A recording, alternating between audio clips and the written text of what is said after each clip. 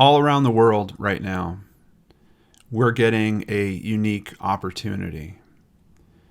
Most, if not all of us, are recognizing that things are not normal.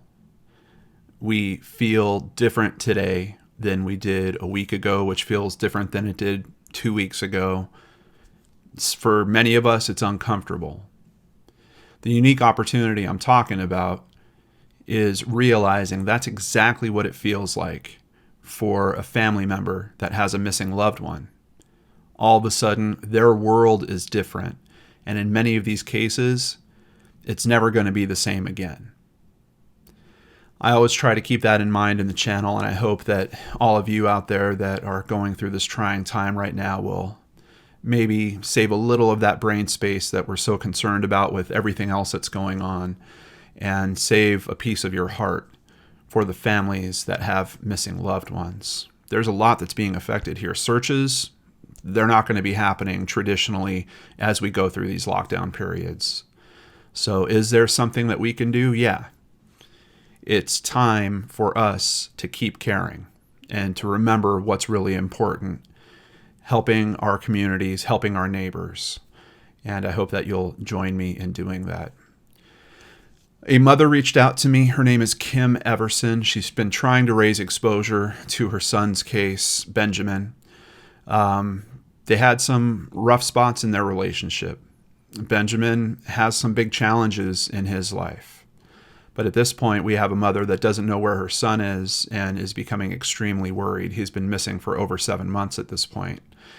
So we're going to do what we always do here on the channel. We're going to keep caring. It's time to turn on the searchlight for Benjamin Everson.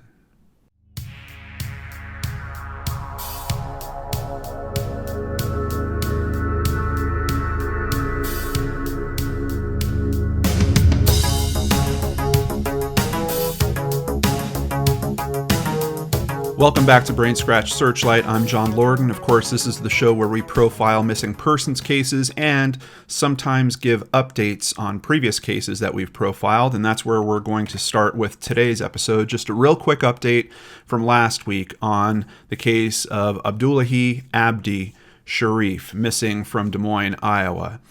I have been in contact with a private investigator working on this case, Stephanie.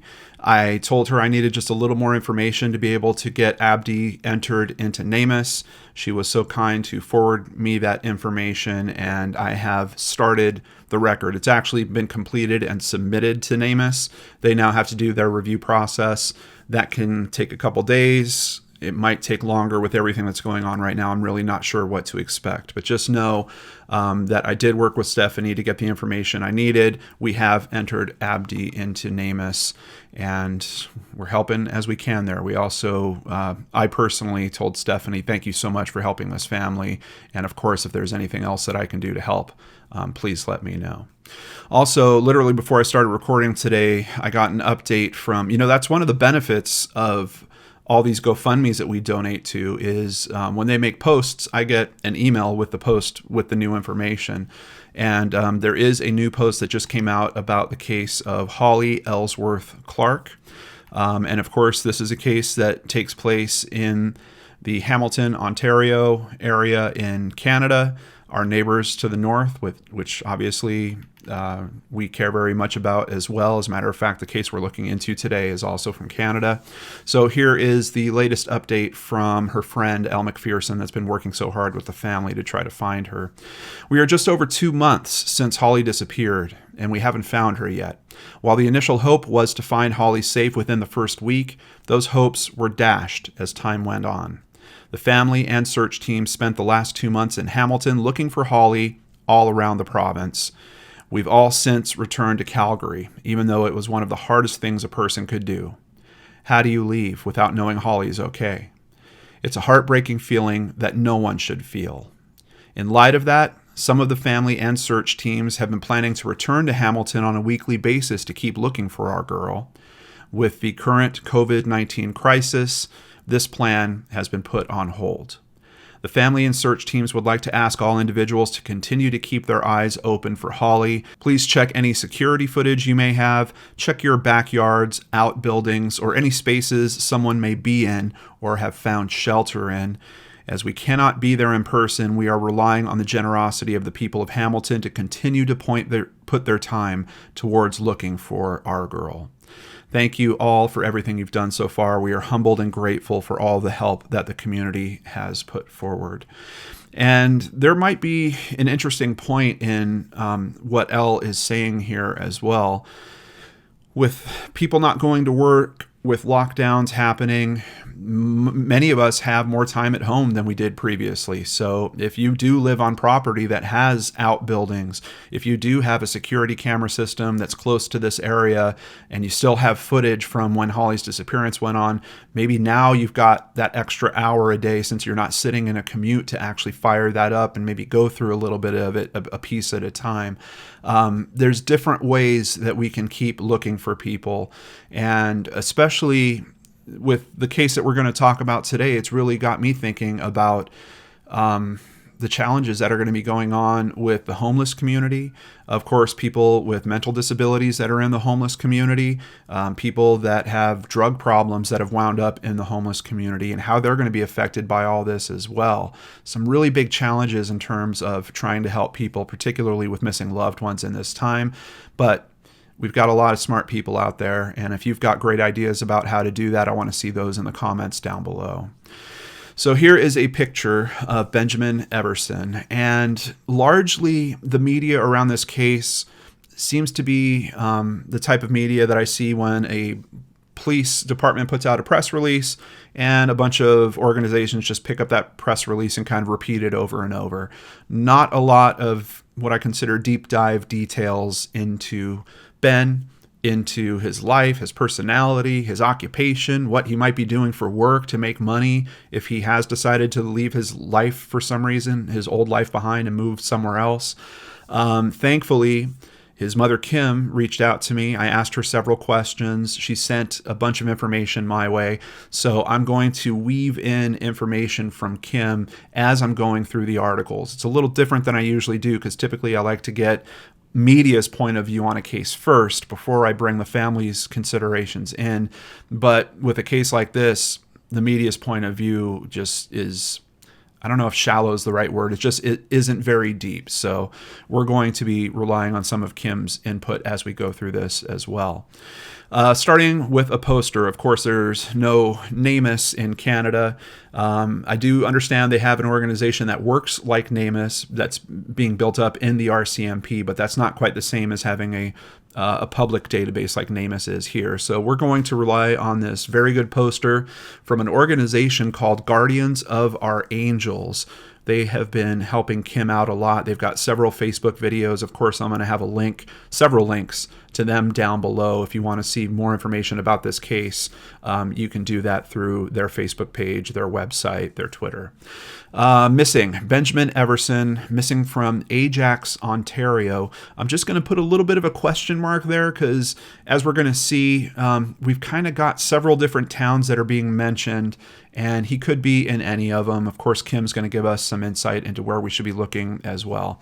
But he is a 31-year-old Caucasian male with brown hair, brown eyes, stands at 6 feet tall, weighs around 170 pounds, and usually is clean shaven. These photos here on the left side of the poster are the last known photos of him. He was known to go to a bank, I think 2 banks actually. This is photos from one of those banks.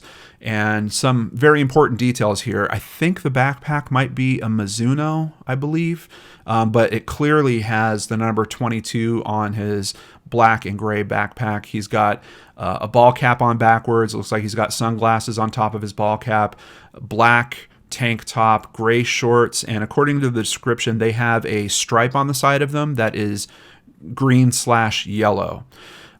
So these pictures might be very important. Benjamin was last seen at RBC Bank on July 11th, 2019 in Uxbridge, Ontario. He went missing on July 12th, 2019 after being seen at the CIBC Bank in Ajax, Ontario, where he withdrew his last bit of money. He may or may not have had his ID on him. Of course, I have all the contact information that you need in the description box below. You can also send in anonymous information on this case. All that is in the description box below. So what we're looking at here are the two locations of the different banks that he was seen at. Here's the RBC Royal Bank in Uxbridge. And then we've got about 20 miles south of that, the CIBC branch that is in Ajax. Of course, we've got nearby areas here: Pickering, Whitby, Oshawa. Really, I mean, he could even be farther out than that. We've got a lot of different potential locations. But let's go ahead and learn a little bit about the ones that have been mentioned. Uxbridge is a township in the regional municipality of Durham in south central Ontario, Canada. For their population, we're talking about over 21,000 people as of 2016. Then we've got Ajax. Ajax is a town in Durham Regional in southern Ontario, Canada, located in the eastern part of the Greater Toronto Area. It is approximately 25 kilometers or 16 miles east of Toronto on the shores of Lake Ontario. And Oshawa, which is right next to it, has a much bigger population. So if he is living what I consider a homeless lifestyle, he might gravitate towards that area. As of 2016, over 159,000 people, and it is also on the Lake Ontario shoreline, which of course brings concern as well. You know, we're always looking for water bodies when we're talking about missing persons cases like this. Lake Ontario is a significant body of water, and at least from one day to the next, he did seem to go in that direction. Over at oshawaexpress.ca, here is an article from July 25th, 2019, with some of the basics. Durham Regional Police are searching for a missing man who may be in Oshawa. Benjamin Everson, 31, of no fixed address, left the home of a family member in Uxbridge on July 11th and has not been heard from since. It is believed Everson may have taken a bus to Oshawa. His family says it is unusual for him to lose touch with them. He has no access to money, and his family is concerned for his well-being. According to police, he was recently renting a room in Ajax. Of course, he was no longer renting that if they do consider him to have no address. We're going to get some more details from Kim as we roll forward here. Over at YorkRegion.com, Stouffville business owner seeks help finding missing son. This is an article from July 31st, 2019. Kim Everson wants your help finding her missing son. And I can personally attest to that. Kim reached out, has been in pretty much constant contact as I've been working on trying to pull the information together on this case. On top of that, she's been working with Guardians of Our Angel to promote information about this case as well. And I just have to say, I credit her with being extremely forthcoming and honest with the information here. So please keep that in mind. And this is one of those topics. We're talking about someone who's struggling with drug abuse. We're going to hear some of those details in what Kim has to say. And that doesn't mean that she loves him any less. It doesn't mean that we should care about him any less. I've talked about this on the channel before, but you know, you've got 1 out of 10 people that's struggling with some form of substance abuse. So if you care about 10 people in your life, good chances are, if you know it or not, one of them is struggling, and we need to care about everyone that is close to us. So let's start with the information from Kim. Ben is a drug addict and has been for many years. It all started as a teenager. He did a lot of weed, and then he started experimenting with cocaine, meth, crack, and fentanyl.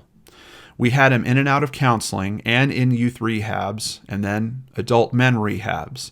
He was thrown out of them before he completed the program because he started using while in there. Life with Ben was not easy. He stole from us, was violent to us, even as a teenager. My walls of my house still have holes in it from his anger. We had him charged a couple of times for his violent attacks, and he was court-ordered that he could not live in our house again. He went to shelters to live, and then he cleaned up his act for a few years. Ben has 2 children. They are 2 and 4. Their names are Carter and Chloe, which he loved very much, but his drugs were priority, and that always came first, which basically he stopped being a good father. Ben used to call me all the time, at least twice a day, and then 30 to 40 times when he was trying to get money out of me. We fought every day, but we still talked. Ben always knew that I never gave up on him, and I treated each day as a new day with the hopes this would be the day that Ben gets help. Ben used to be a tow truck driver, but lost his job mostly due to his addiction, and then lost his license just from never renewing it. He then got jobs in property maintenance like landscaping, grass cutting, snow removal, etc. In 1 week, he lost his job and his room he was renting due to not paying rent. He was living in Ajax. He was removed from the house where he was living by the police because of his threats to the landlord. He left with a backpack and suitcase. That was on July 10th. He called 911 that night and told police that he wanted to end his own life. They took him to the hospital where he spent the night, and they let him out because he didn't appear to be a person that would harm himself. He went to Uxbridge and dropped in to see his grandmother, and he was calling me from her number. He told me he had no money to get back to Oshawa, where he was going to get into the men's shelter. So I transferred him the money, and that was the last I spoke to my son. I didn't hear from him for over a week. I thought I knew where he was, but then found out he wasn't there.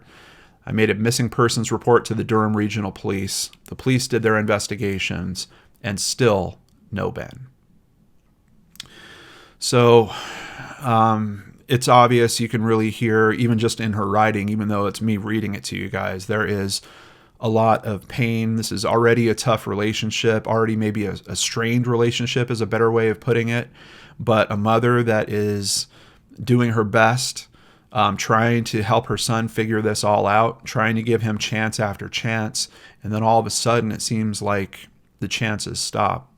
What's interesting here is there's a clear pattern of close connectivity between him and his mother.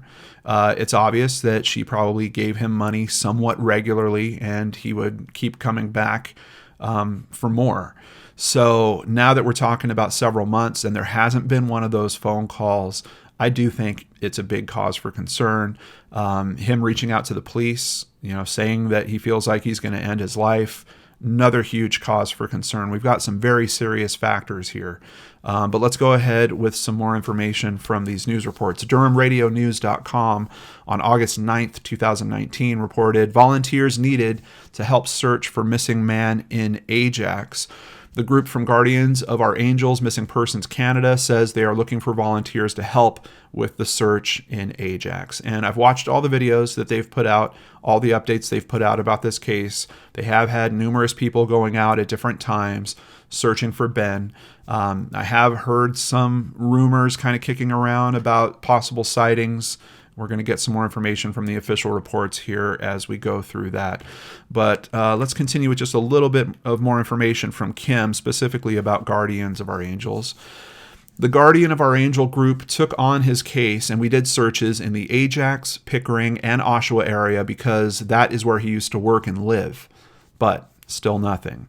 The canine dogs were even brought in to check out an area where we were told he was jumped, but nothing. We walked the river from Oshawa to the lake to see if we could see any signs of his clothing or backpacks, but nothing.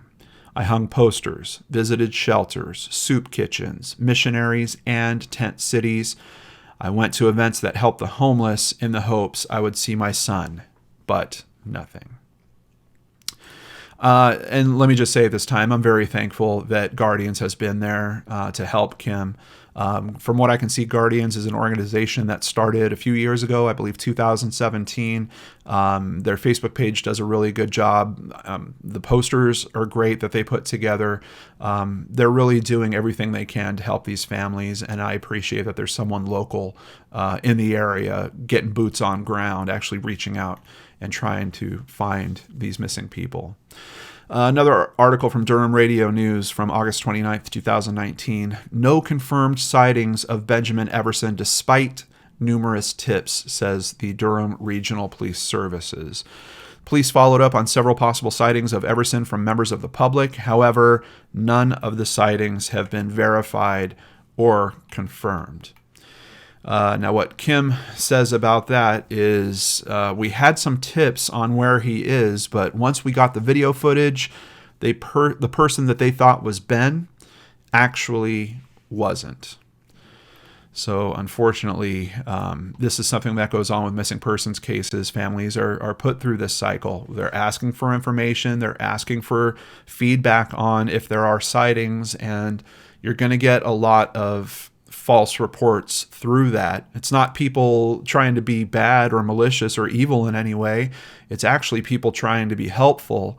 It's just an unfortunate side effect of going through having a missing loved one. It's something that you have to kind of temper and know, okay, we're going to hear from people that say that they saw him, but that's not enough. Is it enough to go look in that area? Yes. Is it enough to go see if we can find some cameras and pictures? Absolutely. But you still have to kind of temper your expectation about it actually being a real sighting. And I don't know how you do that. I'll just be perfectly honest with you guys. When you're riding on hope like this, how can you temper expectations in that way? I think it's practically impossible. DurhamRegion.com reports police renew call for tips on man missing since July. This was reposted August 29th, 2019. There was several different postings that happened in this time period, but really none of them are giving any new information, no further insight into what's going on with the investigation or any additional steps they're taking. Here's another one from Durham Regional First Responders BreakingNews.com. Police continue to search for a missing vulnerable male who was last seen on July 11th, 2019 in Uxbridge. That one posted February 19th, 2020. So, and I know seeing these articles is a side effect of Kim and how tenacious she is and how much she's sending information back out to the police and asking them to release more reports. It's just unfortunate that we're not getting any additional details. And it could be that the Durham Police Services, that they just don't have them. We don't have a very solid trail. We've got 2 different locations where he was. Those were a day apart. We know that he was at his grandmother's. We know it seemed like his intent was to go to Oshawa. And as I mentioned before, even if he was going to live kind of a homeless / begging lifestyle, that would probably be the place where you would do it in that area. But unfortunately, we're just not getting a lot of good information in terms of what's happening in terms of progress with the investigation, and it might just not be there. DurhamPost.ca, another post from February 20th, 2020. Benjamin Everson missing for 7 months. Once again, absolutely no new details in there. At OshawaExpress.ca from February 25th, 2020, Durham man missing for months. Here we get a little bit of new detail. The lead investigator on the case at this time is Detective Constable Burns of the North Division. So if you're looking to make contact with someone actually working this case and you call that number that I have down below, you can reach for Detective Constable Burns at extension 2676. On top of that, anonymous information can be sent into Durham Regional Crime Stoppers, 1-800-222-TIPS. They also have an online version of tip submission that you can do, and tipsters may be eligible for a $2,000 cash reward. Jumping back to the information that I have from Kim real quick. What does she want? What is she asking for in terms of help right now? I want people to keep mindful on their walks, to keep eyes out for clues like an article of clothing or backpack, hat, etc. If we find one clue that Ben had been there, the police can do a search in that area. People in the Ajax, Pickering, Whitby, and Oshawa areas should check any abandoned barns, sheds, and wooded areas for any clues and report it to either myself or the Durham Police. I'm going to have a link to Kim's Facebook down below as well. I do Facebook postings once a week to keep the search going. I bug the police regularly, so they do media releases to remind everyone we are still looking for Ben. And I mean, she's telling me she's doing it, but I'm seeing the results of it. That is certainly working. I won't give up, but it's so difficult to remain positive. I did look for a Web Sleuths thread on this. There is one. Once again, just not a ton of detail. We've already gone over all the detail in this video that was in that Web Sleuths posting. There's only 3 posts there. I do have another message here from Kim from her Facebook page. This one posted on March 13th. March 11th makes it 8 months since I last spoke to my son. Ben, you've been missed so much. Your son and daughter are getting so big and they are growing into beautiful children inside and out. I get lots of hugs, but none are as warm as yours. What I would give to hug you again. I miss you with every inch of my heart. Please keep looking for Ben. We want him home. So at this time, I want to ask you guys, if you have friends in these areas that Kim has mentioned, please share this video with them. Please raise the exposure. Like I said earlier in the video, now is a great time for people to be checking their own property with this extra time that they have at home. And cameras as well. Maybe they have some piece of the puzzle that can help Kim and help Durham Regional Police Services figure this out.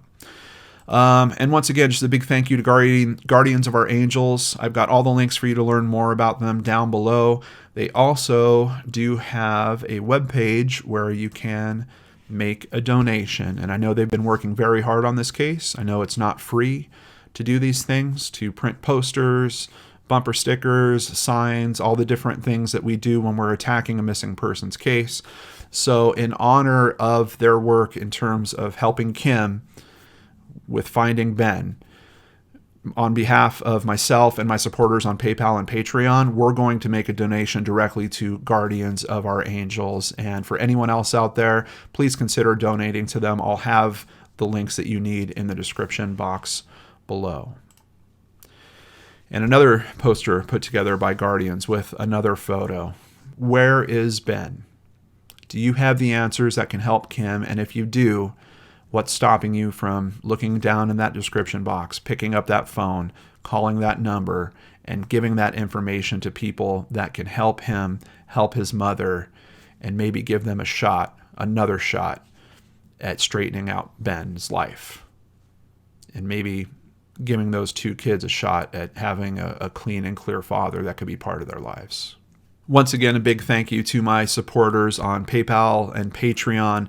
On Patreon specifically, I've got new patrons, Lefty Kim, Kessa, and Lucky Lass. Thank you so much for joining on Patreon and helping to support my efforts here. If you'd like to do the same, please visit www.lordenarts.com.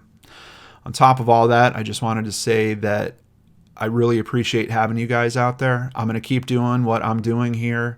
I might even try to jump in some extra videos or possibly even a live. Let me know if you guys just want to get together. I know all of us are a little angsty with everything that's going on.